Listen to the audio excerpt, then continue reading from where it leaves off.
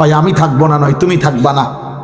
কিন্তু পৃথিবী দেখবে একদিন যে তোমরা দারিদ্রতার অভাব, মহামারী আর রোগ ব্যাধি আর বড়সড় মুসিবতে পড়ে গেছে।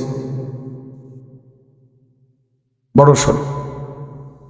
লাম তাযহারিল ফাহিশাতু ফি কওমিন কাত্তু ইল্লা ফাশা ফীহিমুত তাউন ওয়াল আওজা আল্লাতী লাম তাকুন মাদাত ফি আসলাফিহিম। নবীজির হাদিস, কোন জাতি, কোন কওম, কোন সম্প্রদায়ের মধ্যে যদি অশ্লীলতা ব্যাপক হয়ে যায়, আল্লাহ নবী বলেন, আমি বললাম নবীজি বলছেন, উম্মত আমি ভবিষ্যৎবাণী করে গেলাম, তখন ওই জাতির মধ্যে মহামারী আসবে এবং এমন এমন রোগ ব্যাধি আসবে যে রোগ ব্যাধি তোমাদের পূর্ববর্তীদের মধ্যে কোনো কালেই ছিল না। রাসূলুল্লাহ সাল্লাল্লাহু আলাইহি ওয়াসাল্লাম বলছেন, লাম তাযহারিল ফাহিশাতু ফি কওমিন ইল্লা কাসুরা ফীহিমুল মাউত। কোন এলাকায়, কোন সম্প্রদায়, কোন জাতি গোষ্ঠীর মধ্যে যদি অশ্লীলতা, বেহায়াপনা, এই নারী ছবি, অসভ্যতা, নোংরামি, মাওলানা সাহেব বলতেছিলেন দেখে আমি আর বলতে চাচ্ছিলাম না, কিন্তু আবারও বললাম, আমি আর না বলে পারলাম না। আল্লাহ নবী সাল্লাল্লাহু আলাইহি সাল্লাম বলেন, যেখানে নারী ছবি, অশ্লীলতা, বেহায়াপনা, ফাহিশা, উলঙ্গতা, খোদার কসম বেড়ে যাবে। আল্লাহ নবী বলছেন, ইল্লা কাসুরা ফীহিমুল মাউতু। ওই জাতি, ওই মহল্লা, ওই এলাকা, ওই অঞ্চলে মৃত্যুর আধিক্য, মৃত্যুর পরিমাণ খুব বেশি বেড়ে যাবে। এই জন্য দৃশ্যপট বদলাইতে সময় নেবে না, সময় নেবে না। হাদিসের মধ্যে আছে, আল্লাহ নবী সাল্লাল্লাহু আলাইহি সাল্লাম বলছেন, মুসিবত যখন আসবে, কানিজামিন কুতিয়া সিলকুহু। এভাবে নবী উদাহরণ দিয়ে বুঝাইছেন, এই যে 100 দানার এই তাসবিহ, মনে করেন এখানে এটা যদি এখানে কেটে দেয়, এখন এখান দিয়ে যদি ব্লেড দিয়ে ফুঁস দেয়, তাহলে 100 দানা জমিনের মধ্যে পড়তে কত ঘন্টা লাগবে? বলো না ভাই। আল্লাহ নবী কসম এইটা বুঝে বলছে, কানিজামিন কুতিয়া সিলকুহু, যেন ওই মালা, যে মালার রশি কেটে ফেলছে, মালার রশি যদি কেটে ফেলে, সব ফুল যেমন ঝরে পড়ে, তসবির দানা যেমন সব ঝরে পড়ে। আল্লাহ রসুল বলেন, মুসিবত শুরু হলে তোমাদের উপরে মুসিবত এরকম ধারাবাহিক যে একটার উপরে 30টা, একটার উপরে 100টা মুসিবত একসাথে সাথে।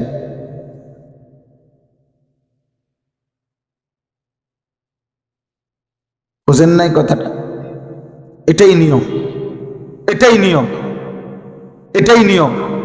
এই পৃথিবীর যে কোনো জালেমের ইতিহাস এবং আমাদের শেষ জালেমের ইতিহাসও তোমরা পড়ে দেখো, শুনে দেখো, শুনে দেখো।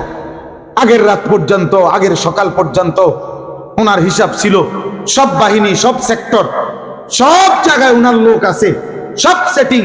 কোনোখানে কোনো বিদ্রোহ হইতে পারে, কোনোখানে কোনো অসুবিধা হইতে পারে, এমন কোন নমুনাও উনি ভাবেন নাই। 16 বছরে উনি, 17 বছরে উনি এভাবে নিখুঁত ভাবে সব জায়গা সেটিং করে রাখছে যে কোথাও কোনো বিদ্রোহের কোনো ছিটে ফোটা সম্ভাবনাও নাই। কিন্তু রব যেদিন নিরাপত্তা সরায় নিছে, সেদিন আর 45 মিনিট লাগে নাই, সেদিন আর 45 মিনিট সময় মিলে নাই, শেষ বেলার খাবারও জোটে নাই। একটা লাইন জাতির উদ্দেশ্যে 2 মিনিট বা 5 মিনিট কথা রেকর্ডিং করতে চাইছে, সেটারও সুযোগ পায় নাই, আর কারোর সাথে কথা বলতে পারেন। এটা তামাশা না, না।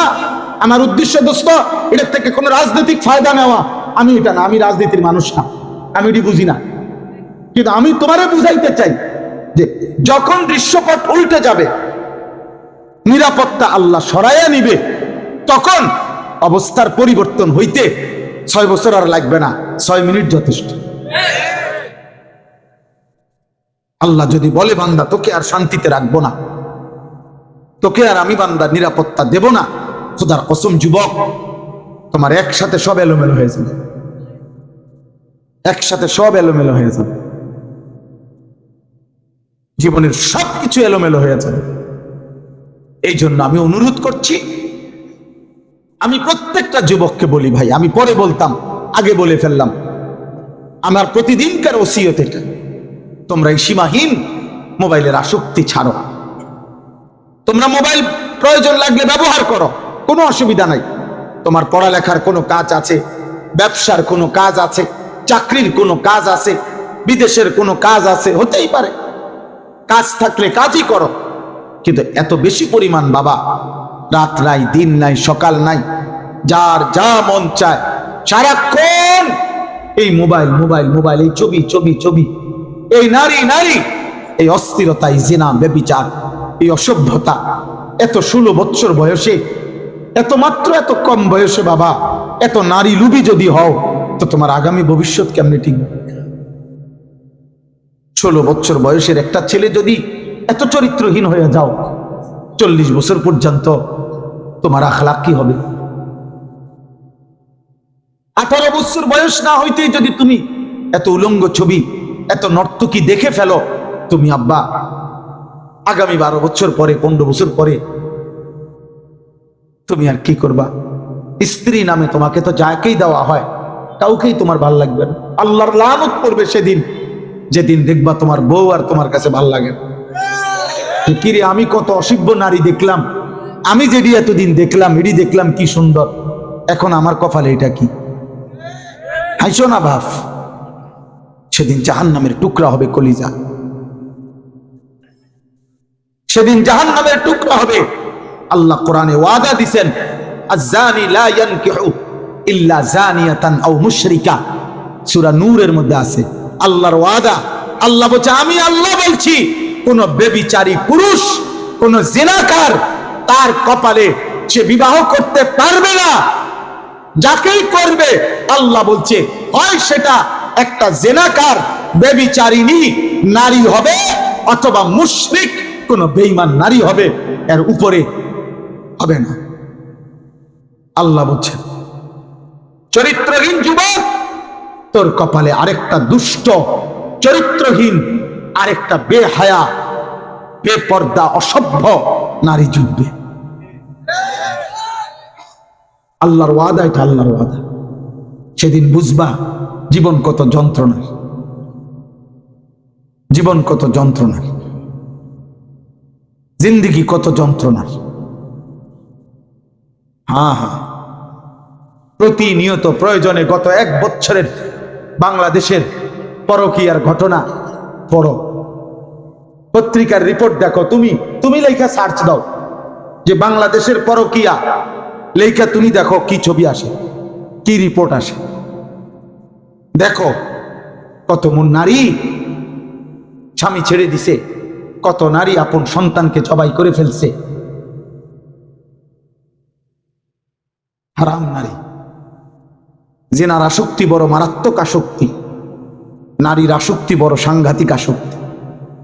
আল্লাহর নবী সাল্লাল্লাহু আলাইহি সাল্লাম বলেন, আমার উম্মতের জন্য আমি এই দুনিয়ার জমিনে সবচেয়ে বড় মুসিবত, পরীক্ষার যেই বস্তুটা আমি নবী রেখে গেলাম আমার উম্মতের পুরুষদের জন্য, সেটা হচ্ছে নারী। মা তারাকতু বাদি ফিতনাতান আদাররা আলার রিজালি মিনান নিসা, বুখারীর হাদিস। এটা নারীকে ছোট করা না, বরং আল্লাহ রাসূল সাল্লাল্লাহু আলাইহি সাল্লাম বলছেন, তুমি পুরুষ যদি চরিত্র হেফাজত না করো, তাহলে নারীর ফান্দে তোমার জীবন, যৌবন, উপার্জন, তোমার সংসার, সম্ভ্রম, মর্যাদা, বংশ, পারিবারিক ইজ্জত, তোমার আগামী জেনারেশন সব কলঙ্কিত হবে, সব কলঙ্কিত হবে, সব কলঙ্কিত। একদিন তোমার কিচ্ছু থাকবে না, কিচ্ছু থাকবে না, কিছুই থাকবে না। আমার একদিন এক বাজারে সিএনজির থেকে নাইমা এক লোক আমারে জড়াইয়া ধরে বলছিল, কয় হুজুর আমি 26 বছর বিদেশ করছি। বেটা এমন কান্দা কাঁদছে আমার দৌড়া, কয় যে আমি উপজেলা সদরে 4 তলা বিল্ডিং করছি, 8টা ইউনিট, মনে করছি আর বিদেশ করতাম না, বাইতে এলাইছি। বাড়িতে আইসা উপজেলা সদরে বাড়ির মধ্যে মনে করছি থাকমু, বাকি ফ্ল্যাট ভাড়া দিয়া সংসার চলবে আরামসে। কয় যে হুজুর এলাকায় আইসা উপজেলার যে কোনো রাস্তা দিয়া হাঁটি, মানুষে আমারে, আমার বেডির নামে, আমার বউয়ের নামে মানুষে আমারে চিনা, ওই যে তার জামাই। হ্যাঁ, কয় লজ্জায়, অর্থাৎ আমার বিডি এত বেশি পরিমাণে আমার স্ত্রী বাজারে ঘুরছে এতদিন যে একটা রিক্সার ড্রাইভার, অটোর ড্রাইভার পর্যন্ত আমারে চিনায় আমার বউয়ের নাম। আমি লজ্জায় তখন চলে আসছি, ওই বাড়ি থুইয়া চলে আসছে বেচারা। যাই হোক, আমি দেরি করছি না, আমার উদ্দেশ্য ছিল এই আয়াতটা বলা। আমি শুধু আয়াতের তর্জমাটা বলতে চাই, তাইলে আমার কথা শেষ। আমি তোমাদেরকে বলছিলাম বাবা মার বাঁধন থেকে, পারিবারিক বন্ধন থেকে তোমরা ছুটে যাও না। বাবা, তোমরা এটা ভুল করছো। তোমরা অনেক ছেলে, তোমরা হয় বন্ধুদের খপ্পরে তোমার বন্ধুকেই আপন মনে করছো। ও যেটা বলে দোস্ত এটা ভাল লাগে, আচ্ছা ঠিক আছে দোস্ত এই জামাটা পর, এই তুই আজকে এটা এই শার্টটা পরবি, তুই এই চুলটা রাখবি। আরে তো তোমার আব্বা নাই, তোমার কোনো সৃষ্টিকর্তা নাই, তোমার কোনো নবী নাই, তোমার কোনো ধর্ম নাই। ইহুদি বেঈমান তোমার আপন, ফেসবুকের নর্তকী তোমার আপন, মোবাইলের এই অস্থির ছবি তোমার আপন। তুমি কার মতো চুল রাখলা, কার মতো চেহারা বানাইলা, কার মতো হাঁটো, কার মতো খাও, কার মতো চলাফেরা করো, কার মতো সাজো। এই জন্য বললাম, মহান আল্লাহ পাক রব্বুল আলামিন বলতেছেন ওয়া ক্বাদা রাব্বুকা আল্লা তা'বুদু ইল্লা ইয়্যা ওয়া বিল ওয়ালিদাইনি ইহসানা।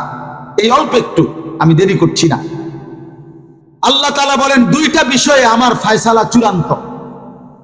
আল্লাহ বলেন ওয়া ক্বাদা রাব্বুক, হে বন্ধু আপনার রব আমি আল্লাহ দুইটা ফয়সালা আমি চূড়ান্ত করে দিলাম। এক, আল্লাহ তা'বুদু ইল্লা ইয়্যা, তোমরা আমার বান্দা, কোন অবস্থাতেই তোমরা আমি আল্লাহ ব্যতীত অন্য কারো ইবাদত করো না। আমি ছাড়া কারো গোলামি করো না বান্দা, আমি এটা মাইনা নেব না। আমার দুনিয়া পুরাটা খাও, কিন্তু তুমি আমার, তুমি আমার, তুমি আমার। তুমি অন্যের কাছে হাত পাইতো না, তুমি অন্যের কাছে কিছু চাইও না, তুমি অন্যের কাছে মাথা ঝুঁকাইও না, তুমি অন্যের কারো প্রভুত্ব স্বীকার করো না। তুমি আমার, তুমি আমার গোলামি করো। सारे दुनिया तेरे लिए, तू सिर्फ मेरे लिए। तमाम दुनिया बंदा तुम्हार জন্য, তুমি শুধু আমার জন্য। তুমি আমার গোলামি করো, আমি গোটা দুনিয়া হাজার বার না কোটি বার তোমারে আমি দিয়ে দেব। আমি বানাইছি তোমার জন্য। হুয়াল্লাযী খালাকা লাকুম মা ফিল আরদি জামিআ, আল্লাহ বলেন আল্লাহই তোমাদের জন্য পৃথিবীর সব সৃষ্টি করেছেন। সাখখারা লাকুম মা ফিস সামাওয়াতি ওয়াল আরদ, আল্লাহ বলেন আল্লাহই জমিন ও আসমানের সবকিছু তোমাদের অধীনস্থ করে দিয়েছেন। আল্লাহ বলেন বাতাস যদি আমি অধীনস্থ না করে দিতাম তোমাদের বিমান উড়তো না। পানিকে যদি আমি তোমাদের অধীনস্থ না করে দিতাম তোমাদের জাহাজ পানিতে ভাসতো না। আমার বিবি এবার হজে গেছে আমার সাথে, আমি আমার পাশেও বসা বিমানের সিটে, আমি শুধু এই কথাটা ওরে বলছি যে বুঝুনি তুমি আমরা কত উপরে আছি, এটা বিমান, এটা শূন্যের উপরে। হ্যাঁ, সাথে সাথে মানে আরে এটি কইেন ডরে, মানে বুঝেন নাই কথাটা, ভয়ে মহিলা মানুষ কারে এটি কইেন না, আল্লাহ ডাকেন। মানে ওই যে কথাটা বললাম যে কল্পনা করো আমরা 40,000 ফিট উপরে শূন্যে ভাসতেছি, আমাদের এক সেকেন্ডের নিরাপত্তা যদি রব সরায় নেয়, আল্লাহ যদি বলে এক সেকেন্ড বান্দা আমি আমার নজর অন্যদিকে ফিরায় নিলাম, হায় হায় হায় হায়। সারা পৃথিবীর কল্পনা করো না ভাইয়া, সারা পৃথিবীর এয়ারপোর্ট থেকে প্রতি মুহূর্তে কত হাজার বিমান উঠতেছে, আমরা না দেখি না। এই আকাশে কি পরিমাণ বিমান উঠছে, কিভাবে উঠতেছে, কেমনে কি হইতেছে, হায় হায় মালিক আল্লাহ তাআলা। এই হাজার হাজার শত শত বিমান আল্লাহ বলেন আমি উড়াই দিছি, আমি যদি বাতাসকে অধীন না করতাম পারতা না, তাহলে তোমরা পারতা না। অতএব আল্লাহ বলেন বান্দা আমি শুধু গোলামি চাই, সব আমার নেও, খাবার দাবার দুনিয়া উপভোগ আমি তো দিলাম, তুমি এরকম করছো কেন? আমি তো দিয়েছি তোমারে। আরে তুমি বাতের জন্য আমার ছেড়ে দিলা কেন? আমি তো বাদ দেব তোমারে। টাকার জন্য আমি আল্লাহকে বাদ দিলা কেন নাফরমান?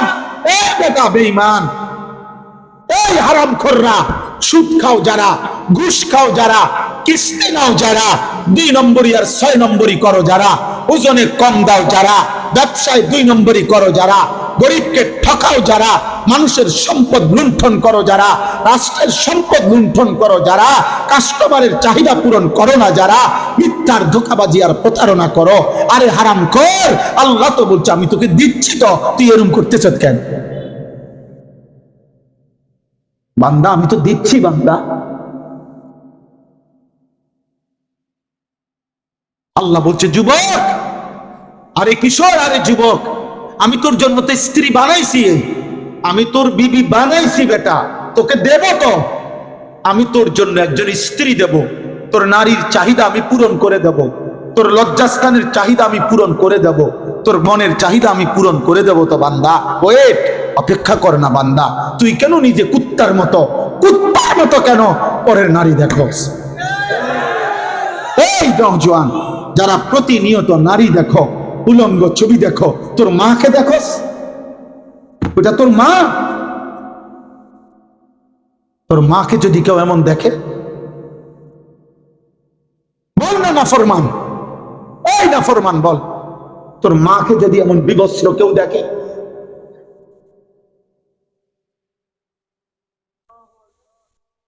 কথা বলে না, তোর বোনকে যদি কেউ দেখে, তোর বিবাহিত স্ত্রীকে যদি কেউ এরকম উলঙ্গ কেউ দেখে, তোর আপন ফুফুকে যদি কেউ এমন দেখে, তোমার খালাকে যদি কেউ এমন দেখে, তোমার গায়রতে লাগবে না? তোমার আত্মসম্মানে লাগবে না? মনে করলে এটা আমি সেটটা কইছি না, এটা আল্লাহ নবী বলছে। নবীজি এক যুবককে এটা বলছে। যুবক জেনা করতে চাইছিল, নবীজির সামনে কইছিল অনুমতি চাই। আল্লাহ নবী তাকে এই 5টা কথা বলছে যে যুবক বলো তো, তোমার মায়ের সাথে কেউ জেনা করুক? বলছে না। তোমার মেয়ের সাথে? না। তোমার বোনের সাথে? না। তোমার ফুফুর সাথে? না। তোমার খালার সাথে? না। নবীজি বললেন তাহলে যুবক, অন্য মানুষও তো চাইবে না তার মায়ের সাথে কেউ জেনা করুক, তার মেয়ের সাথে কেউ জিনা করুক, তার বোনের সাথে কেউ জিনা করুক। মানুষ তো প্রয়োজনে দুনিয়া উজাড় করে দিবে, মানুষ তো প্রয়োজনে নিজের তাজা খুন দিয়ে দিবে। তুই আমার বোনের দিকে হাত দিলি কেন? তুই আমার ইজ্জতের গায়ে হাত দিলি কেন? তুই আমার কন্যার গায়ে হাত দিলি কেন? তুই আমার মায়ের দিকে চোখ তুলে তাকাইলি কেন? যদি কারো আত্মমর্যাদা থাকে সে কি এটা বলবে না? কথা বলে না কেন? আল্লাহ নবী তখন এই কথা বলার পর ওই যুবক বলছে, ইয়া রাসূলুল্লাহ, আমি কসম করলাম আমি আর কোনোদিন জিনা করব না। সাহাবায়ে কেরাম বর্ণনা করছেন, ইয়া রাসূলুল্লাহ, না, সাহাবায়ে কেরাম বর্ণনা করছেন ওই যুবক নবীজির কথার পরে আর কোনোদিন হারাম কোনো ভিন নারীর দিকে চোখ তুলেও তাকায় না। প্রিয় যুবক, ফিরো ফিরো। আমিও নরসিংদীর না, তোমরাও কুমিল্লার না। আমিও চলে যাব ক্যান্টনমেন্ট ময়নামতি, তোমরা চলে যাবা তোমাদের ঘরে। তোমার রব আল্লাহ, আমার রব আল্লাহ। আমি না দেখলে তোমারে, তুমি না দেখলে আমারে, কিন্তু তোমারে আমারে আল্লাহ দেখে। তোমার মা তোমারে দেখে না, আল্লাহ দেখে। তোমার বাপ তোমারে দেখে না, আল্লাহ দেখে। এসব আজের কেউ জানে না। তুমি রাত 2টায় উলঙ্গ ছবি দেখো, আল্লাহ বলে বান্দা আমি দেখি, আমি দেখি বান্দা, আমি দেখি বান্দা। আল্লাহ যেন ডাক দেয়, আনিস আমি না জেগে আছি, কি দেখছো? কি দেখছো? কোনো মা যদি এই মুহূর্তে সামনে আসে, কোনো বাবা যদি এই মুহূর্তে সামনে আসে, কোনো বড় ভাই যদি এই মুহূর্তে সামনে আসে, কি পরিমাণ লজ্জিত হবে এই যুবক। এই জায়গায় যদি কল্পনা করেন যে রব যদি ডাক দেয়, আনিস আমি আছি, আমি দেখতেছি, কেমন লজ্জা হবে। আমরা কিতাবে পড়ছি মুসা আলাইহিস সালাম যখন তুর পাহাড়ে গেছেন প্রথম, আল্লাহ ওনারে ডাক দিছে, ইয়া মুসা, হে মুসা। তাফসীরের মধ্যে আছে পৃথিবীর ডাক একদিকে আসে, মানুষ বুঝে কেড়ে আমার ডান দিক থেকে ডাক দিল, মানে ওইদিকে তাকায়, অথবা সে বুঝে খেয়াল করে যে কেড়ে আমার মনে হয় এদিক থেকে কেউ ডাক দিল। পৃথিবীর ডাক কোন দিক থেকে আসে? যে কোনো এক দিক থেকে আসা। কিন্তু মুসা আলাইহিস সালামকে এই ডাক, হে মুসা, এই ডাক একই সাথে সামনে পিছনে ডানে বামে উপরে নিচে। তাফসীরে আছে মুসা আলাইহিস সালামের শরীরের মধ্যে যতগুলো পশম ছিল প্রতিটা পশমের গোড়া থেকে থেকে একসাথে এই আওয়াজ আসছে, ইয়া মুসা।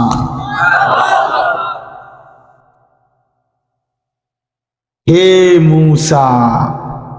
একাকী মানুষ তুর পাহাড়ে অন্ধকার রাতে কনকনে ঠান্ডা, সাথে কেউ নাই, এই সময়ে ডাক দিচ্ছে। মুসা তো মুসাই, মুসা আলাইহিস সালাম বেড়া ছিল। তাফসীরে আছে মুসা নবী স্টিল দাঁড়ানো থেকে বলছে ভেতর থেকে, আপনি কে? আল্লাহ তখন নিজে পরিচয় দিছে, ইন্নানি আনাল্লাহ। মুসা, আমি আল্লাহ। রব্বুল আলামিন বললেন, মুসা আমি আল্লাহ। তাইলে বলেন, আল্লাহ যদি আমারে ডাক দেয় আনিস, কেমনে পারলা আমার সামনে? আমি তো উপস্থিত। সারাটা রাত একটা সেজদা না দিয়ে কেমনে পারলা নারী দেখে ছবি দেখে শেষ করে দিতা?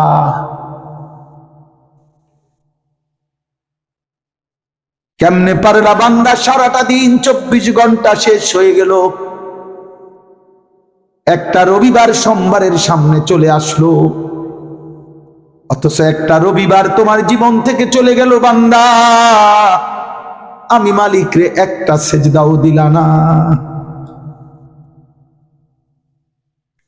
মনে হয় যেন রাত 12টা বাজার পরে আল্লাহ, আমার মনে হয় যেন রাত 12টা বাজলে যখন সোমবার শুরু হয়, রাত 12টা বাজার 5 মিনিট আগেও যেন আল্লাহ ডাক দিয়ে বলে আনিস। তাহলে আজকের রবিবারে বুঝি আমি আল্লাহরে আর একটা সেজদাও দিবা না? আজকের বার তো শেষ হয়ে যাচ্ছে।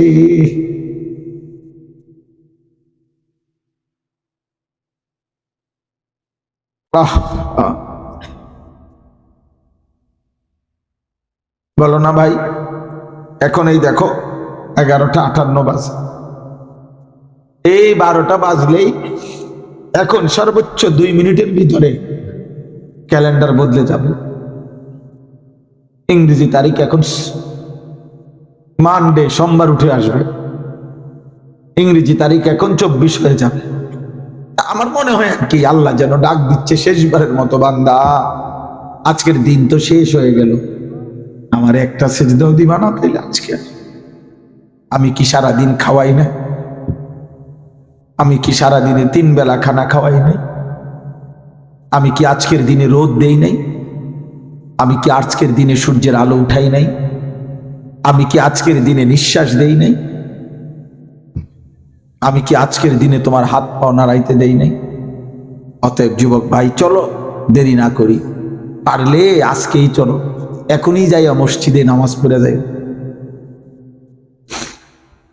ওযু করে মালিকরে একটা সেজদা দিয়া যায়, যে মালিক অনেক রাত আমি ভুল বুঝলাম, আমি আপনারে সেজদা দিয়ে গেলাম। দেখো কেউ যদি পারো,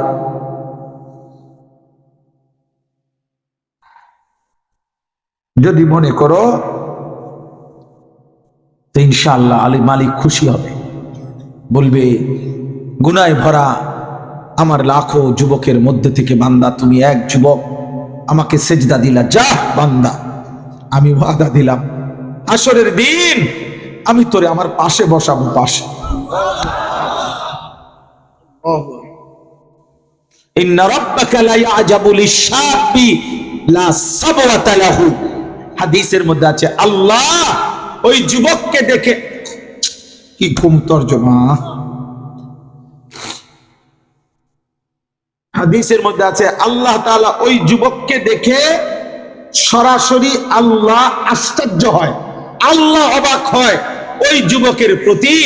চারিদিকের গুনার মাঝখান থেকে যে যুবক তার চরিত্র হেফাজত করে, গুনাহ করে না, রব্বে কাবার কসম, এই কোরআন ধরে বলছি, আল্লাহর নবী বলছে মহান আল্লাহ নিজে ওই যুবককে দেখে অবাক হয় যে করছে কি ফলা, এত মানুষ নারী দেখে, ছবি দেখে, আমার এই নওজোয়ানদি দেখে না,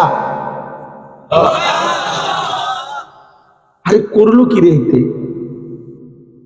ইন্না রাব্বাকা লায়াজাবু লিশাব্বি, আল্লাহ ওই যুবককে দেখে অবাক হয়, লা সাবওয়াতা লাহু, গুনার প্রতি যার আকর্ষণ নাই, গুনার থেকে যে ফিরে আসছে।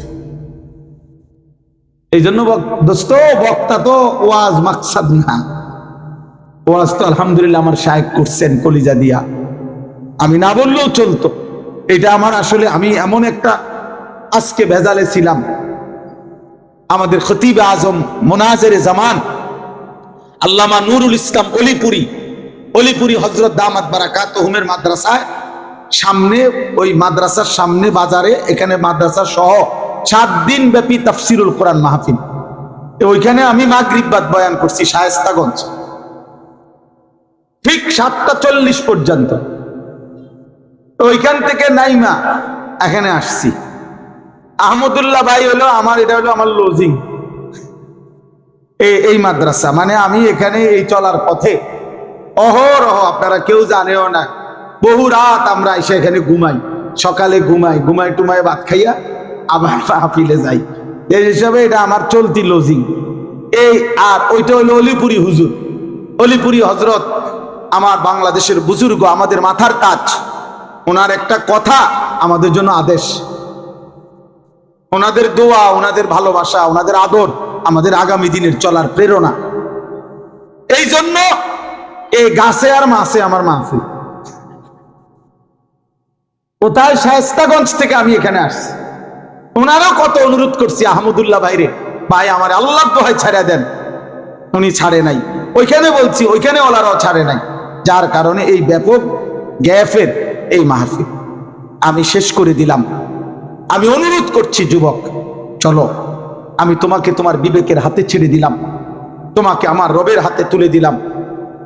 আমার মালিক যদি তোমার কলিজায় কোনো বিবেক দেয়, তা আল্লাহ বলছে বান্দা এটা আমার ফায়সালা, আমার গোলামি করো, তুমি আমার গোলামি করো, আমার সেজদা দাও বান্দা। আমি কি অন্যায় করছি তোমার কাছে বলো? তুমি কেন আমার একটা সেজদাও দিবা না? আমি কি না দিলাম তোমারে? কি না দিলাম? কি না দিলাম রে আব্বা? কোন মা যদি এটা বলে, কোন মা যে ফুত আমি তোর কাছে কি অপরাধ করছি, তুই আমারে মা বলে ডাকো না কেন? আমি মায়ের কথা শুনো না কেন? এইটা আল্লাহ দ্বিতীয় কথা বলছে, অবিল ওয়ালিদাইনি ইহসানা, আমার দ্বিতীয় ফয়সালা বান্দা, মৃত্যু পর্যন্ত তুমি বাঁচবা যতদিন, মা বাবা বাঁচবে যতদিন, তুমি সন্তান তোমার মা বাবার সাথে উত্তম আচরণ করো, সুখে কিংবা দুঃখে, আনন্দ কিংবা বেদনায়। মা তোমারে কষ্ট দোক, মা তোমারে যন্ত্রণা দোক, বাবা তোমারে কষ্ট দোক, বাবা তোমারে যন্ত্রণা দোক, হরদম সুখে থাকো দুঃখে থাকো, যেমনে থাকো, অভাবে থাকো আর সচ্ছলতায় থাকো, মারে কষ্ট দিও না, বাপেরে কষ্ট দিও না, মায়ের এক ফোঁটা চোখের পানি ফেলো না, বাবার দীর্ঘশ্বাস বাবা যেন কোনোদিন না বলে আফু তুই আমারে কি কইলি, মা যেন কোনোদিন না বলে বাপ তুই আমারে কি করলি, তুই কেমনে আমারে কথা না মানলি না। আল্লাহ বলেন বান্দা, তোর মা যদি এটা বলে ফেলে, তোর বাবা যদি এটা বলে ফেলে, আমি এটা সহ্য করতাম না, আমার আরশ ছিদ্র হয়ে যাবে, আমার আরশ ছিঁড়ে যাবে। এই জন্য হাদিস আছে, নবী বলছেন সব পাপের শাস্তি আল্লাহ আখেরাতে দিবে, কিন্তু মা বাবার নাফরমানির শাস্তি, এটাই পড়ছিলাম হাদিস। আল্লাহ নবী বলছেন মা বাবার নাফরমান সন্তান আল্লাহ তাকে জমিনেই, পৃথিবীতেই, বেঁচে থাকতেই, দুনিয়ার হায়াতেই তাকে শাস্তি দেবেন। অতএব মাকে কষ্ট দিও না, বাপকে কষ্ট দিও না, লম্বা ব্যাখ্যা করতে চাই না। আল্লাহ বলেন ইম্মা ইয়াবলুগান্না ইনদাকাল কিবারা আহাদুহুমা আও কিলাহুমা, মা বাবা যদি বৃদ্ধ হয়ে যায়, দুইজন কিংবা একজন, তুমি 5টা কাজ মা বাবার সামনে করবা। আল্লাহ বলেন, এক, ফালা তাকুল্লাহুমা উফফিন, মা বাবার যে কোনো বিরক্তিকর আচরণে তুমি উফ বইল না, উফ বিরক্ত হইও না তুমি। এখানে মা বাবা যেন উহ না বলে এটা না, আল্লাহ বলছে তুমি বলবা না, তুমি সন্তান, অর্থাৎ মা বাবার আচরণে তুমি বিরক্ত হইয়া বলবা না যে ওহ কি শুরু করলো বেডিটা, এবারটা কিতা শুরু করলো আমার লগে। এই সন্তান তুমি মা বাবার সামনে উফ বলো না, উফ বলো না। আচ্ছা, আল্লাহ বলছে সন্তান তুমি বইলো না উফ, এবার মা বাপ যদি বলে উফ, অবস্থাটা কি হবে? যেখানে আল্লাহ বলছে তুমি সন্তান বইলো না, সেখানে যদি মা বাবার কলিজার থেকে বাইর হয় আহ আহ সন্তান, আহাফুত, কি করলি? আল্লাহ বলেন, বান্দা আমি এটা সইতাম না, এটা যেন না হয়, আমি ছাড়বো না তোরে, তোরে শেষ করলাম, তোকে আমি অপমান করব। মায়ের একদিনের নাফরমান হয়তো একদিনের কষ্ট আর আহাজারি হতে পারে তোমার 30 বছরের সুখ চলে যাবে। এই জন্য ফালা তাকুল্লাহুমা উফফিন ওয়ালা তানহারহুমা, বাবা মাকে 2 নম্বরে আল্লাহ বলছে ধমক দিও না। 3 নম্বরে ওয়াকুল্লাহুমা কাওলান কারীমা, সব অবস্থায় তাদের সাথে কথা বলবা উত্তম কথা, ভদ্রচিত কথা, সম্মানজনক কথা, নম্র কথা। 4 নম্বর ওয়াখফিজ লাহুমা জানাহাজ যুল, এগুলোর অনেক ব্যাখ্যা আছে, গভীর রাত দেখা করলাম না।